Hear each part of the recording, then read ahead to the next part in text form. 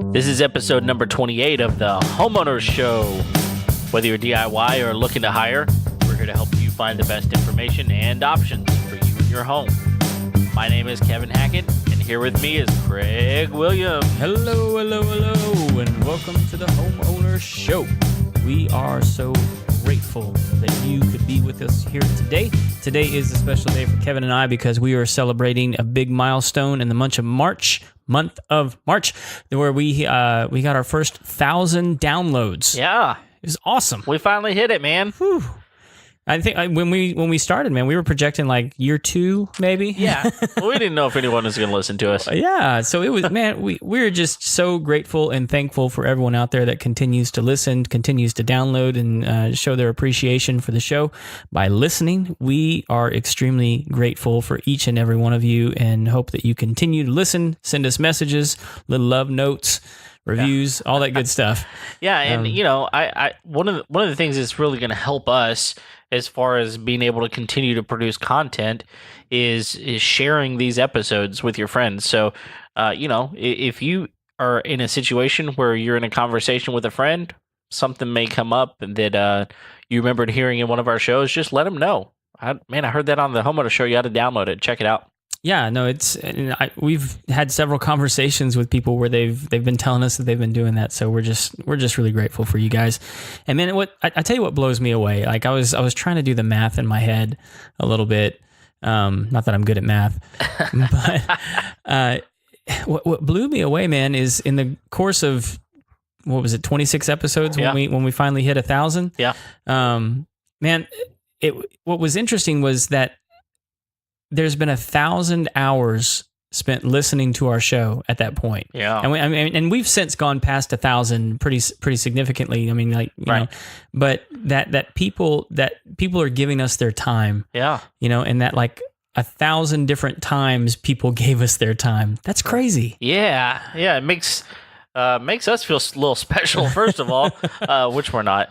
But obviously there's something that we're doing here that's valuable to people. So, that was a milestone that we talked about back on our the first episode of 2019 when we talked about just some goals for this coming year was hitting 1,000 downloads. Yeah, that was one of them, and here we are, halfway through March, and man, we've hit it. It is interesting sometimes when maybe you've set your goals a little too low.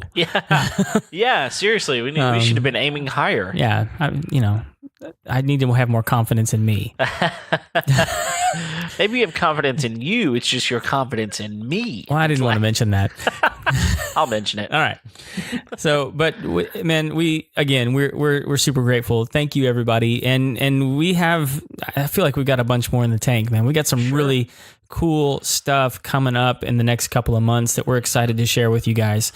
One being an episode with an insurance adjuster. Yeah. And this is something I've had several people tell me that they have a lot of trepidation around dealing with adjusters and dealing with insurance and different things like that. So we actually have a insurance claim adjuster that's going to come in studio and talk with us about, how to deal with one of these guys, how to talk to them, how the process works, and are they out to get you? Right. Are they out for the insurance company? Who are they out for? Right. Or who are they there for? Sure. And because I think a lot of us have a lot of ideas when these guys come on our property, like, oh, this guy's just here to screw me. Well, yeah. I mean, you pay all this money for insurance and somehow you feel like you never get it back. But, this is a real opportunity, I think, for everyone to hear directly from the adjuster himself to kind of find out these are the things that I do and that I'm looking for and those sorts of things. And so looking forward to hearing more about that. Yeah, absolutely. So, but today we're going to do something a little bit different. Today, Kevin and I thought it would be kind of fun for us to share our top 4 apps that we both use. Mm-hmm. Both of us don't use all of these, but so we each got 2 to pick out and share with the audience our top 4 apps that we use on a regular basis and why we think they're good, why we think they're helpful, and how we can, how they might be useful to you if you haven't tried them out yet. Sure. So Yeah, I think it'll be good. Here's the thing. I think that there's so many apps out there. I mean, there are so many, and I think iOS is Apple's app store is probably a little more proprietary in that they make you go through some I don't know, some development things where they have to approve your app. It's called them virtual hoops. Yes, and you have to jump through them, and a little bit differently than Google does. That being said, though, there's so many things out there, and so it's hard to know if I download this app, especially if it's a paid app, if it's something I have to spend money on. Am I going to get my money out of it? And am I ever really going to use it? I think most of us have a ton of apps on our phone that just never get used. We rarely open them. They're taking up space on our phone. And so what are the things that are out there that you and I have found to be useful that we do use that are valuable that we just want to share with you guys today? So that's what we're going to do. Yeah, and I'll say this. I mean, I think the market on apps has changed a little bit in the consumer's favor, in that most of these developers, I think, have figured out that they're more likely to get customers by offering free versions of their software in order to allow people to try out some of the features, either through like a 7-day trial, or there's just a really stripped down version that then you can pay to have those features that are a little more handy added back in. Yeah, that's a lot more common than it used to be. Right. Yeah. I can remember, I mean, because, I pretty much had an iPhone since they came out. Like, a lot of the original apps, I mean, like you're looking at, $20, $15. I mean, I remember some that were like $200 or $300 for some of the apps. I remember the first GPS app that I bought was $50. Oh, really? Yeah. You paid that? I did. Wow. Well, I mean, you think about it. It was the full version Garmin. That's what I bought. The full version Garmin with automatic updates. I didn't even have to plug the thing in, right? And it's the size of my phone, which is about the size of a Garmin, of the actual Garmin you go buy at Best Buy or wherever you go buy it at. And those things were $200. Yeah. And so it just made sense. And then not only that, a lot of people don't remember that like Apple didn't always have turn-by-turn map systems built into their right. It was back before that was really very good. And not only that, I could also put it on my wife's phone for free. Oh. And you can put on up to 5 devices. So now I'm no longer buying 2 devices. So yeah, $50 was a no-brainer at that time, but now it's like you paid $50 for what? Well, yeah, but you also paid what for that iPhone, and now they're like $1,000. Yeah, that's also very true. Very true. So anyway, are you ready to get into Craig and Kevin's top 4? Yeah, let's do it, man. Yeah, you want to go first, or you want me to go first? You know what? I'll tell you what. I'll go first. Okay. You think mine are that much better? Is that? Yeah, pretty much, especially one of them. There is one that Craig and I both use that I do think will be valuable. The first one I want to talk about is interesting. We're kind of coming up on storm season, at least in certain parts of the world. It's coming up on high winds and rain, those sorts of things, tornadoes. And so one of the apps that I came on to, I don't know, is probably 7 or 8 years ago now, is an app called Radarscope. So Radarscope, that's SCOPE. It is a Doppler-style radar, like you would see on a network television, network TV. What am I talking about? Channel. Channel. Why couldn't I think of the word channel? Those things, back in the day when you had to like turn the knob and exactly. What was that thing? What was it called again? No idea what I'm talking about. So Radarscope, it's a full Doppler radar on your phone or your iPad, and so Here's where this thing really shines. It's different than just the weather app. Okay. Which is, maybe you have the Weather Channel app, or maybe just use the weather app on your phone, Right. which is going to give you things like, humidity and, rain 10-day chances. forecast. Yeah, Blah, blah, 10-day blah. Yeah. forecast, all those sorts of things. Radarscope doesn't do that. The only thing it is a radar. Mm-hmm. And so they do it really well.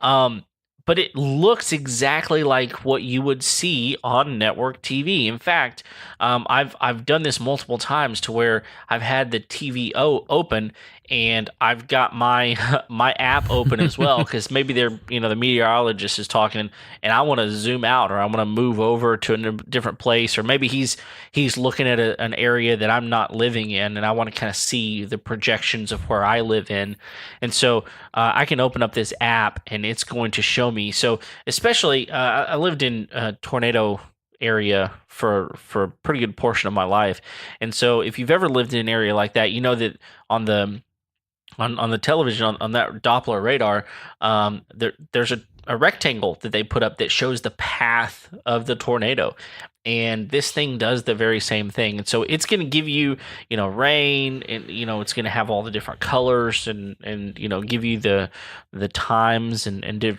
various things like that. It also will show you lightning strikes and when one is close to you. I will say that that there is a pro version of this.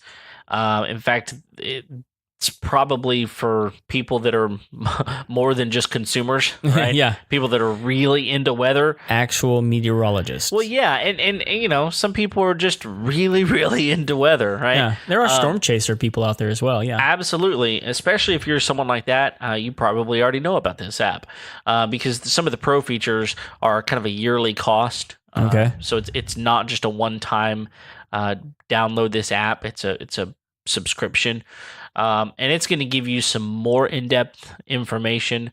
But I'll tell you, when Hurricane Harvey was here, one of the things that made this really beautiful for me and my family was that I no longer have cable TV at my house, and I think a lot of people have decided to cut the cord. Yep. Right. And so trying to figure out how can I not pay Comcast or AT&T or whoever bukus of money whenever there's other apps out there and options. So if you've cut the cord and you don't have an antenna at your house, or maybe you live far enough away from a central hub to where your antenna doesn't even get network channels, how are you going to get weather information, like current weather information, not just the forecast, but how are you going to know a storm's coming, this is what's coming? Most of us, even if you don't have cable, you're going to have Wi-Fi. Right. And this runs off Wi-Fi. It's going to be the very same thing that you're going to get on network TV, but it's right there in your hand. Here's the other thing that I found. I remember one time a tornado was coming, and it was bad enough that my wife and I had decided we're going to the bathroom, getting in the bathtub, bringing the pillows, bringing the dogs. We were all huddled in this bathroom, and there's not a TV in my bathroom. I don't get network TV in my bathroom. Yeah. But I had my phone with me, and I could see exactly what was going on and had all the information right there at my fingertips. So it was really valuable for us, and it may be something that if you're in a situation where maybe you don't have access to network TV as easily or as readily, or maybe you just want a little bit more information than what you're going to get. Maybe the network TV station isn't just showing all day weather. Maybe you're not in a crisis situation where they're just 24/7 showing this storm, and you want to find out when's the rain coming. What's it going to do? Is it going to miss me? Is it not? This app's going to be really helpful for that. Yeah. So how real time is this thing? It's absolutely real time. In fact, 100% real time. So there's actually, you can, kind of zoom in on your exact location, and then there's a play button. You press play and it's going to do exactly what the Doppler radar does, where it just kind of shows you this is where it was and this is where it currently is. And I mean, it's as real time as you can possibly get. So does it also allow you to look at like how much it's moved in the last hour? Can you see Doppler projections? You know what? I've actually not gotten that far into it over the last hour type of thing, but you can go back and see some information.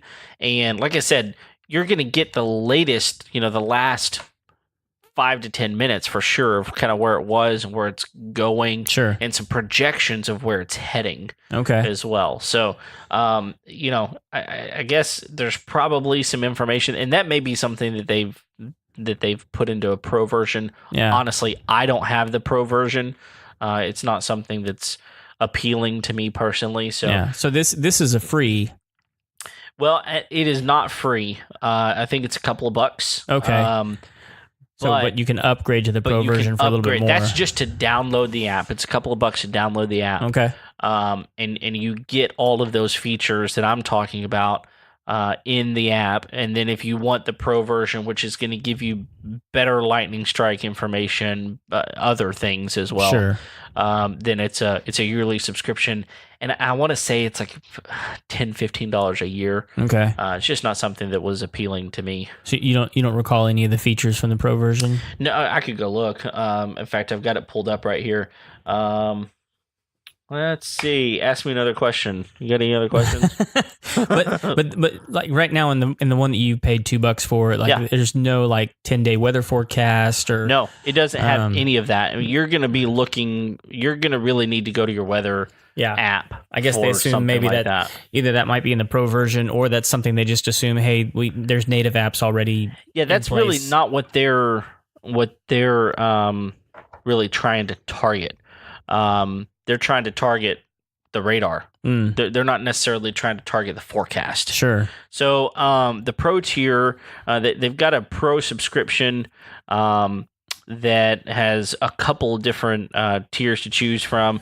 It's going to offer you the high resolution. It's also going to give you access to real-time lightning data. It animates along with the radar loop. So whenever, it'll show you the progression of lightning. Yeah. As it goes. It's also going to have extended loops for that, when you press play, show you where it's going. It's got progressive loops as far as that goes.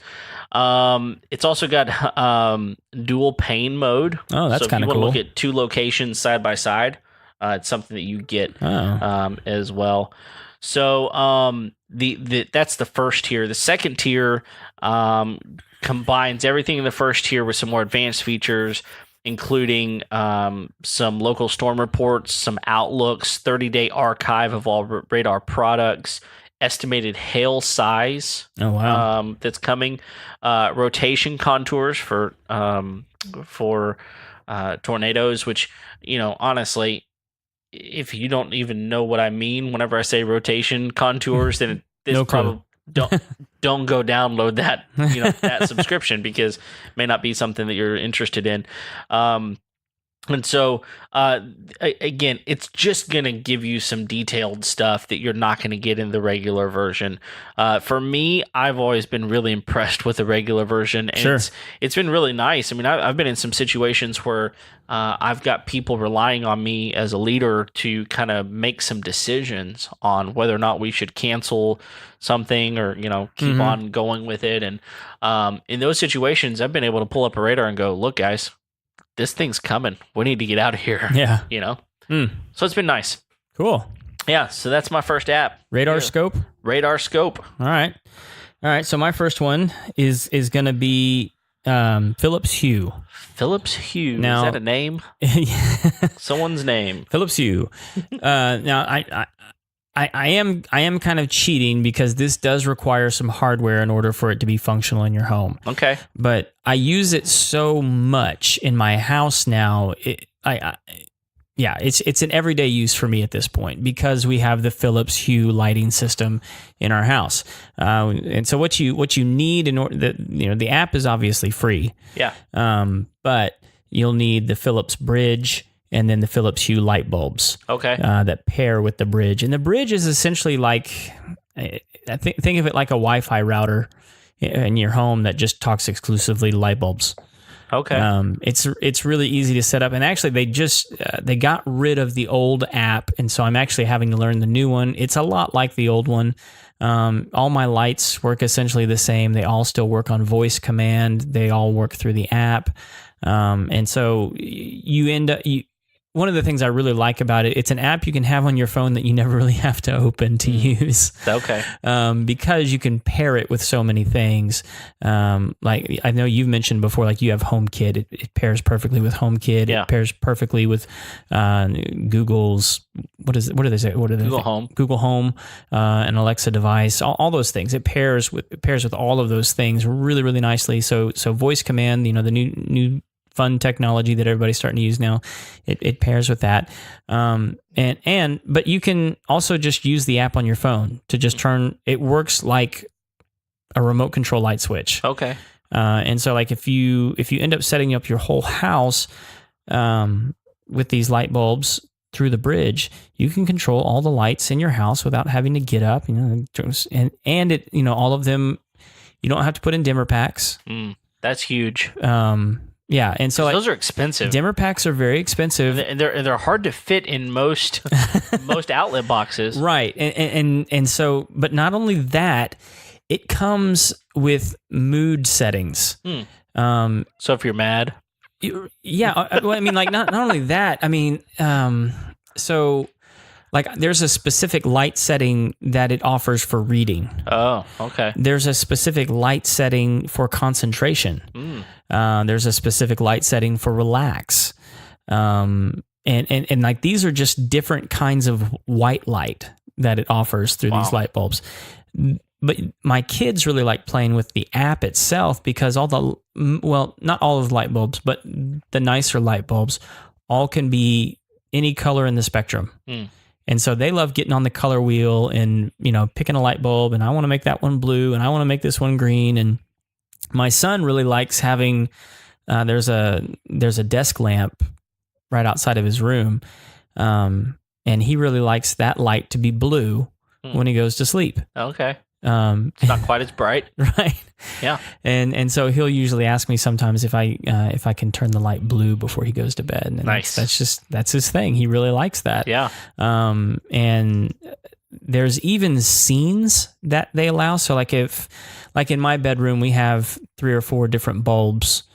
And I forget the name of some of these things because they're just goofy. Yeah. But it's like, hey, make it, Malibu sunrise or something. And so it'll make like one light bulb kind of orangish yellow and the other one kind of a deep red. So it makes it look like a sunset on the ocean shore, and one's blue over here. And it sort of works the whole room together to kind of make a mood. Okay. That's interesting. Yeah. So they do lots of cool stuff with it. And then, obviously they can dim and brighten the lights as well. Yeah.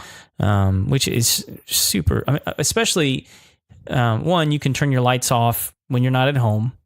And if you're like me and you've got like 3 stories, like, dadgummit, I left the light on up there. Just turn it off, or I'm not going to walk all the way back up there. Yeah. Because I'm lazy. Yeah. There's that. Yeah. So really, really helpful app. But again, you do have to have the hardware in order for that one to work. But it's become a daily use for me for turning light, like I really hate turning on lights in the morning. You know what I mean? Like if it's just like one of those flip-on switch lights and it blinds you immediately. It's bright. That's one of the things I really love about this. If I'm going to walk into a room, I like to like ease myself into the light first thing in the morning. Yeah, sure. I'm an early riser anyway, but like I don't like the bright light. Yeah. Like Gizmo from the Gremlins. Well, it makes sense. I mean, it sounds to me like what you're saying is it gives you a lot of options where your light is just not a simple on or off anymore. Right. Yeah. I mean, it can be. Sure. Yeah. And and that is one thing so like if it's in a lamp, that lamp has to be on, and that switch has to be on in order for you to have control of that bulb. Okay. So you can't, have the lamp in like an off position and then have control over the bulb. It's just, it has to be on. Okay. That being said, if someone does flip it off and you go to flip it back on, it has a default setting to that bulb that it just comes on. Okay. And that's really just to let you know that the bulb's working. Sure. So. Okay. Cool. And the other thing that is that you have the opportunity to set something that we've talked about before with like our Ecobee thermostat episode, where, you know, if you walk in your home and you have it set up with, you know, the IFTTT, then, you know, maybe you open the door and certain lights come on, or maybe you leave your house and certain lights go off, correct? Yeah, no, it allows you full automation. You can even put it on specific timers. Okay. So say you're going to be out of town, you could even have like a whole series of automations that you set up. So like, listen, on Tuesday, turn the lights on at 6. On Wednesday, turn the lights on at 4. Oh. On Thursday, you know, you can set it up as complicated as you want. Okay. And I've played around with some of that. You know, our place is not really all that accessible to thieves and robbers. Not to say that we'd never have any. It's just not a lot of people even know where our house is. Sure. And so like that feature has not really been something I've worried too much about. Okay. But I have played with it just to see what it would do. And one time I forgot that I set it on for like 5 a.m. and woke myself up. Hello. There it is. I quickly remedied that. Yeah. Yeah. Absolutely.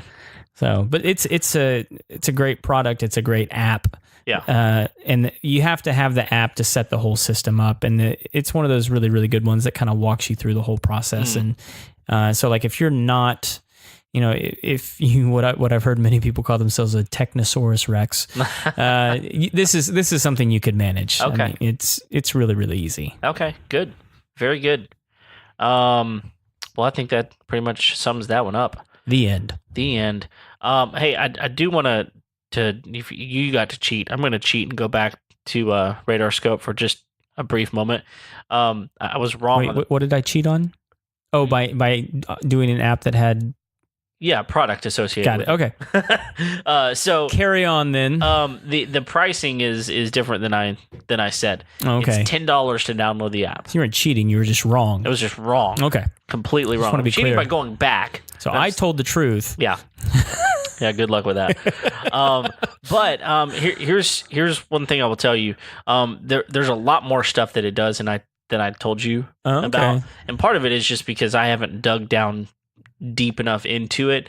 But here's what's really cool, and we'll link this up in the show notes. If you go to radarscope.app, there is a complete website that walks you through absolutely everything that this thing does. I'm actually more impressed that .app is now it's a thing. Yeah, apparently it is. But if you've got iOS or Android or Windows machine or a Mac, there's versions for each one of those. Oh, okay. And so it'll walk you through those. It's also got, take a tour if you want to kind of, look at what it looks like before you download it. Yeah. Because again, they understand it's a $10 app, right? I mean, this isn't something that you're just lightly getting into. Sure. So the one that you have is for your phone and your iPad currently. Could you also put that on your Mac as well for what you paid for already? No. Okay. That's a completely different app. And most of the time, if you buy something on iOS, for example, you're going to have to buy it again on Mac. Okay. Because those are two completely different operating systems. Sure. And they're not reciprocal. Same is true with a lot of versions of Android and Windows. Okay. A lot of times you're going to have to buy the whatever it is. For some reason in my brain, that makes more sense than the iOS stuff. But yeah, well, it kind of you will have to pay more for it.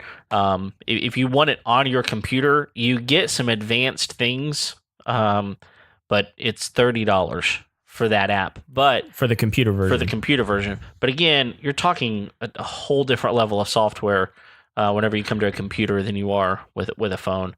But anyway, so this website goes even they've got something called Radarscope Academy, where it kind of takes you through and helps you understand how to use it. Super weather geek. It really is. It connects to your Apple Watch and some other really cool things. So, anyway, if I have to look at my Apple Watch to know that a tornado's coming at me, it's too late. Boom. Yeah. Hey, just a little. I got all my steps in. Yeah. I will tell you a real interesting story real quick. I had someone tell me one time, I was a young child. They said, listen, if you ever see a tornado and it looks like it's not moving, run because it's probably coming at you because tornadoes don't stand still. So it's either moving left or right, or it's coming at you or moving away from you. Anyway, there you go. Yeah. That's my little tip for the day.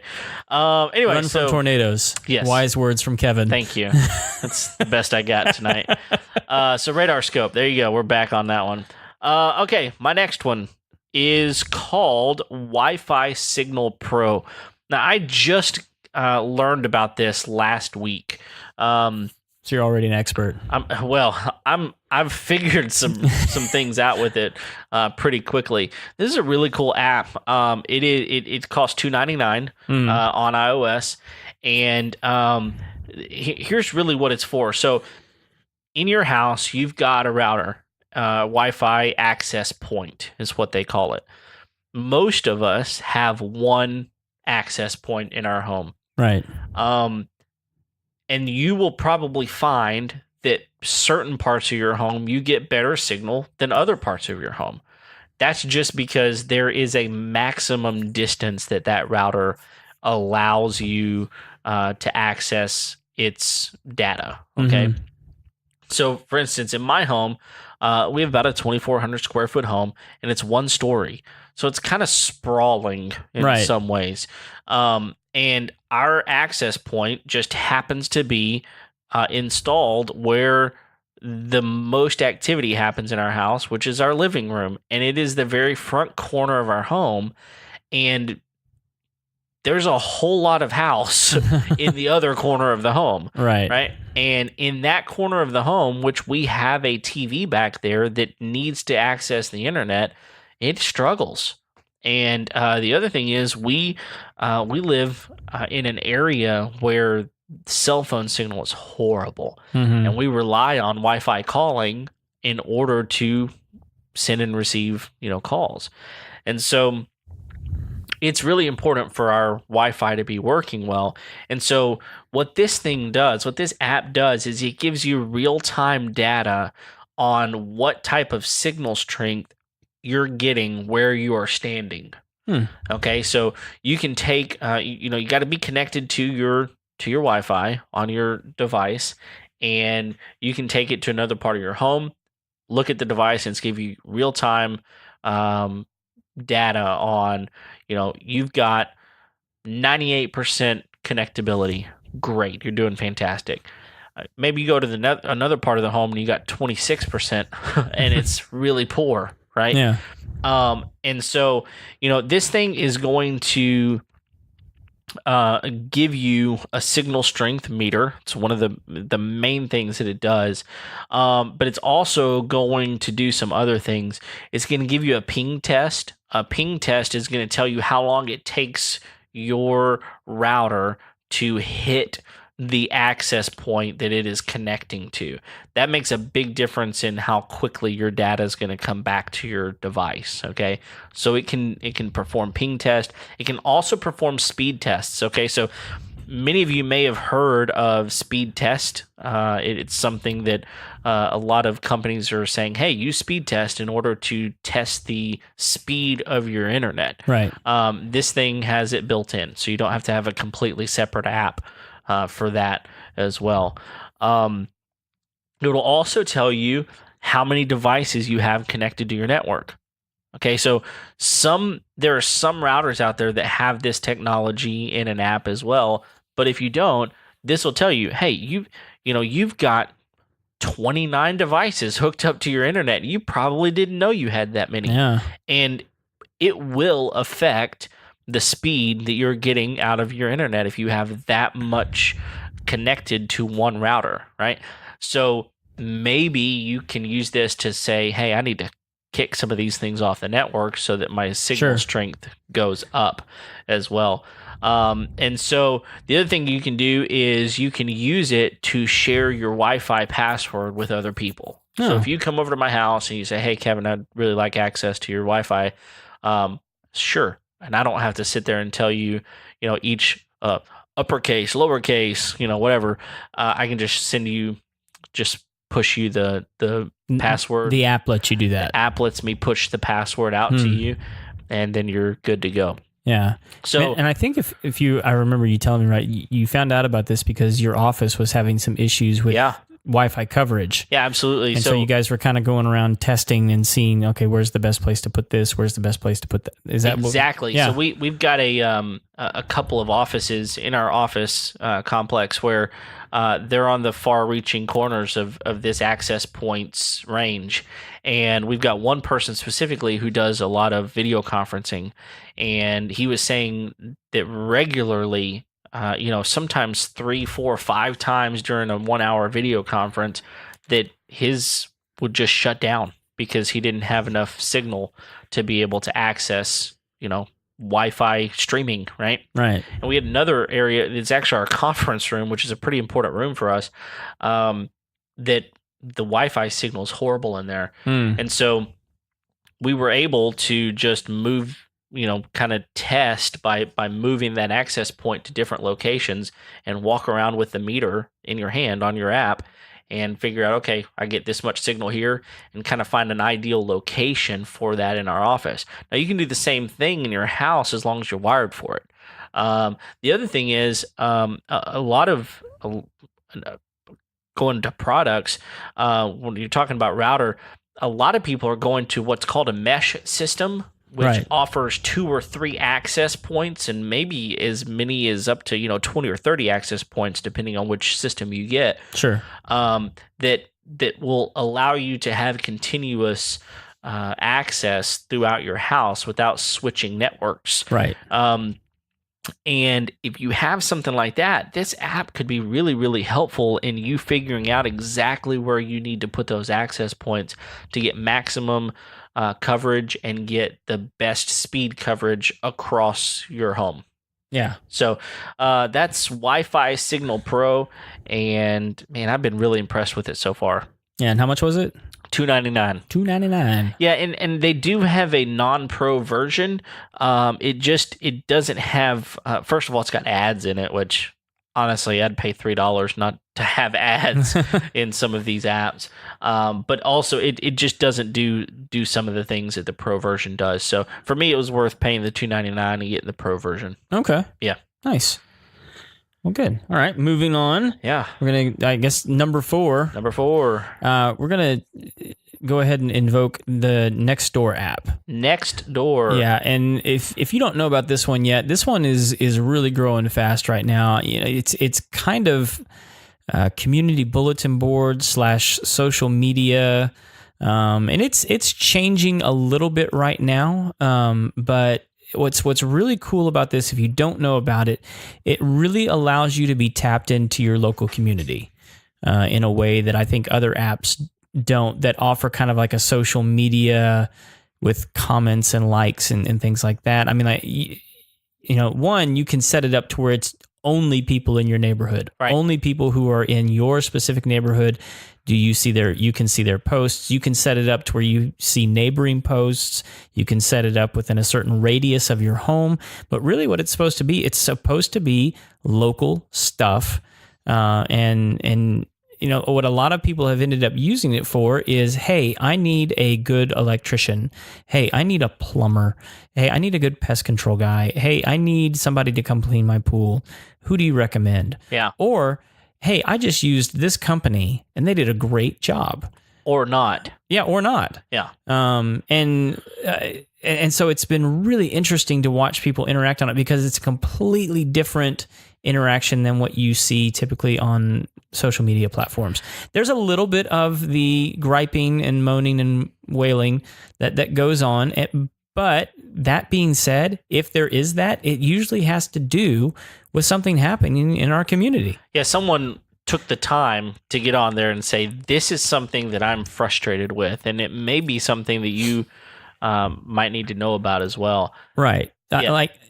Just as for an instance, this morning there was a really well-known restaurant near us that's out on the lake that had some people showed up for work and found out that their restaurant had been closed. Oh. And so like people in the community were like, what's going on? Why is this restaurant closed? What what's going to happen to all these people? Are they out of jobs? Are they, people were genuinely concerned. Yeah. Maybe not so much just for like the business being there, but like what's going to happen to the people? What's going to happen to this thing? And so there was a lot of posts about it. I see a lot of posts on there about, well, at least our local constable and sheriff's office, they have accounts on there and can post and let us know when there's been specific crimes that we need to be aware of. They post those on there. And so it's just really, really helpful, one, to know what's going on in your community, because it's really hard to know or to really even have the space to know, because if you're using any other kind of social media or news, it's really hard to have, one, the emotional space, and two, just the brain capacity to just hold any more information than what they're throwing at you constantly. That's right. And so like it really gives you a tool to know what's going on in your community, which is what I hear a lot of people complain about. I don't know what's going on in my community. I don't know what's going on around. I don't know my neighbors. Yep. Well, here's a way that you can, ease your way in without actually having to go knock on a door. Yeah, absolutely. Not that you shouldn't go knock on doors and take a pie. Yeah. Which is appropriate here on 314. Know your neighbors, right? But there's other apps that kind of try to do this. In fact, I said neighbors. There's an app called Neighbors that works with the Ring device that we did a review on. And they try to do some things with this. And they actually do a really good job whenever it comes to people who are trying to scam you or trying to, be in your neighborhood that shouldn't be there, right? Yeah. That's really, really good. The Nextdoor app can actually do some of those things because it's anybody who's signed up with an account can go and post those sorts of things. But it's way different than like Facebook, which is just your friends. Right. This is people that are in your community that you may not know, but live the next street over. Right. And so maybe they know about something that you don't know about, and they're post about it, and all of a sudden you've got information that without this app, you would have no idea what was going on. I mean, I was in our neighborhood. We have there's a couple of unique things that happen in our neighborhood. We have parades that go through our neighborhood on occasion, and I remember last year for Memorial Day, there was a parade that was supposed to go through, but it was raining, and so the was this the boat one? No, this wasn't the boat one. This was completely... Okay, so we got multiple parades, right? Okay, you've helped me establish that. This was different than that. But it was raining, and so the association that put on the parade was using Nextdoor to give updates about how the parade route was going to change and the times that it was going to change and these sorts of things that, honestly, they would have to spam people's email in order to give real-time updates on what was happening. Yeah. And this was a really good way for them to do that. So there's a lot of things that the Nextdoor app can do that, just like you said, it helps you know and understand the community that you're living in. I mean, you chose that community. You bought into that community. And, we kind of talked about this whenever we were talking with our friend Jim Kuykendall on an episode. He was the mayor, is the mayor of Oak Ridge North, talking about you chose the community that you're living in. For one reason or the other, it would be great if you would get out there and be part of that and, help people be the best version of themselves that they can be. And honestly, I don't want to get scammed by a plumber. But if I do, I would love to have an outlet different than just Google reviews, which Google reviews are fine. Sure. But I would love to have an outlet that says, this plumber was at my house just a few doors down from you. don't let him come into your home. Yeah, you know? there's a big difference between telling your neighbors and telling America. Right. Absolutely. And it's just a lot more specific. It's narrowed down. One of the other things that's kind of cool about it is you can expand it out a little bit. Oh, yeah. I mean, you can expand it to other neighborhoods in your area. And so... Which is helpful for people like me who only have like 40 neighbors. Sure.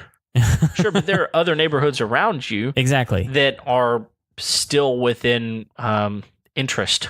Yeah. You know? Yeah, and I see people using it for all kinds of different things. I'll see people like, selling a couch on there. But like one of the other ones that I've actually used it for is like if a pet goes missing. Yes. Like you can post that up on there and like, here's the picture of my pet. She's been gone for a day. Please help me find her. And I see those pets being found all the time and returned to their owners. Oh, yeah. Yeah. Which, honestly, I mean, that's I even see it on there was like, hey, she's over at my house. It's this address. Come pick her up. Absolutely. She's fed and doing great. Right. Yeah. And those kind of things, I tell you, it gives me a little more comfort in knowing that the place that I live is not just this isolated place. I mean, I think it's so easy in today's day and age to feel isolated. Right. And to feel like, you know what, I don't really need to leave my home because I've got all the information I need right here. People will deliver food to me, all anything I need. I can, a lot of people office out of their own home even. Yeah. And so the need to leave your home has become less than it used to be. And so this is just one more way that you can kind of feel less isolated. You got people around you that are looking out for you, that are taking care of you, and those sorts of things.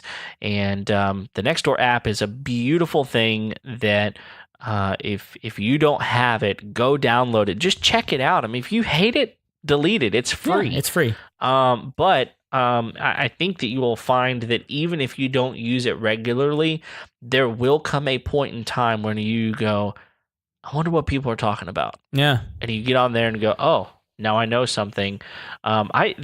You mentioned a restaurant. We had a restaurant not too far from where we live that some people got sick from. And so they posted it on there. Hey, we got sick from this restaurant, and it looks like they've got some stuff to take care of before they're going to be back up and running. And so, little things like that, man. I'd love to be able to know that before I walk into a place and go, oh, I had no idea that people are getting sick from here. It's just the more you know, the better person you can be. Yeah, and I actually do think that this app is probably going to become a little bit more popular as we get further on down the road because it is a lot more specific to the space that you live in. Yeah. That being said, there are ads that run on there, but I will tell everyone this as a business owner who is always looking for new opportunities to promote their business. It is not super easy to get an ad put on Nextdoor. Okay. There's a whole process that they put you through. They're pretty particular about who they let and what kind of content that they let up on their platform. Okay. Which is completely different than let me tell you how easy it is to run an ad on Facebook. Yeah. I mean, or Instagram for that matter. I mean, you can put anything you want up there. Right. Nobody cares. As long as it's not like stealing somebody else's content. Especially if you're paying for it. Yeah. And so it's not super easy to put an ad up on Nextdoor. And so just know that the ads that and it's not necessarily that, you look at the ads and go, okay, that's something I want to buy because they had to go through more of a process. Just know that the people who are looking over Nextdoor are more particular about the stuff that they put on, which just seems to be the nature of the app. I mean, like it just, because they're trying to narrow it down and be very specific as to who you're interacting with and whose content you can see and whose information that's actually being shared. That they're looking out for that as well. Sure. And that's the other thing I think is pretty interesting is that you as the user can choose whether or not to make your information available to your neighbors. Yeah. And so some people choose to share their phone number on there because they know that it's only going to be in the hands of a very few people. And when it's people that live in your neighborhood, the expectation is that no one's going to try and take advantage of that. That's unfortunately probably not always going to be the case, but in my mind, far less likely going to happen. Sure. Because once you start doing that, people are going to be able to figure out pretty quick who you are and what you're doing and why you're doing it. And Yeah. Pitchforks and torches are going to come Sure. out. And honestly, I mean, like in my neighborhood, we have a phone book that comes out just to our neighborhood, and not every neighborhood does that. But ours does, and so people have my phone number anyway. I mean, I can choose to make it unlisted, Sure. but I don't, and so people have my phone number anyway. And if I can narrow it down to just these number of people have it, it's not the worst thing in the world to have your phone number out there. They're probably not going to be spamming you, with stuff. So anyway, those are our 4 apps. Hey! I got one more thing here. Oh, you got one more thing? Yeah, this is bonus. A bonus material, folks. Bonus material. Heads up. Okay, we're just going to run through this really quickly. But iOS has a new app that's just come out with iOS 12. And it's kind of interesting because there's other apps out there that do this that are paid apps, and iOS is coming in and undercutting them, saying, "Hey, we're going to offer this to you for free."